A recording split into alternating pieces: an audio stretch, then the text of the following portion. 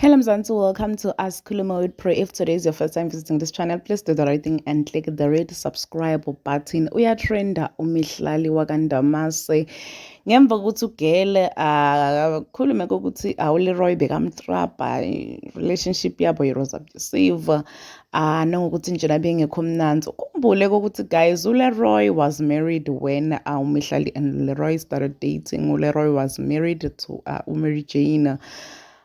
So guys, people were saying ukuthi ugele uTotisola wayathatha amadoda la ashadile, like people are just saying ukuthi ugele indlela indoda uyithola ngayo, indlela indoda leyokushiya ngayo. Kwake kwaba nesigaxa lesishoko ukuthi uLeroy and Mihlali broke up and Guy apparently was chawing imali yaMihlali. Guy is a broke guy, abekade idlela nje imali yamogela ugeli uyayihulula imali. Kwaba nema-screenshots ukuthi ugeli ufonela uGuy 74 times. Ugeli obsessed naGuy.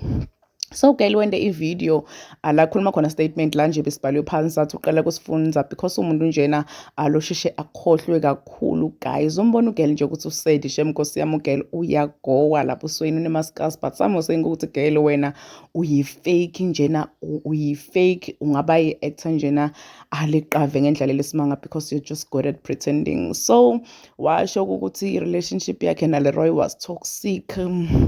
Bekahlukubeteka kule relationship. Uyathemba ukuthi amantombazane lamaningi who are actually going similar situations, they will be able to speak up, bakhulume, bangahlali kuma relationship langekho right, langekho mnanzi, nalabavisa abuhlungu. Guys, uthi nje uyacela ukuthi Mzansi accept or ayive rather le letter yakhe because kumvisa buhlungu kuva ukuthi abantu bakhuluma ngaye abathini. Instead of people ukuthi bafeel sorry for uMogel, people are saying ukuthi girl, you reap what you sow, you've made this bed for yourself, now lay in it. So bani bayasho nje ukuthi girl asekuveli thina wena bowufunani endodeni leshadile uzenzile. People are just saying hayi lo tendile hayi akakhalela, uzenzile nje akakhalelwa. Gele wena lo kude fakile kule situation lena dikhiphe. Guys, wherever Mary Jane is, I'm sure to Gale is like rejoicing right now ngokuthi Gale, what were you thinking?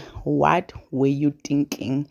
So it's ended in tears between uMihlali and uLeroy Sithambe. Do comment what you think below down in the comment section. Usho livu lakho wena mayelana naloku alokwendeka between uLeroy and uMihlali. Mina nawe siyohlangana kule ngelenye video. I'm signing out. Goodbye.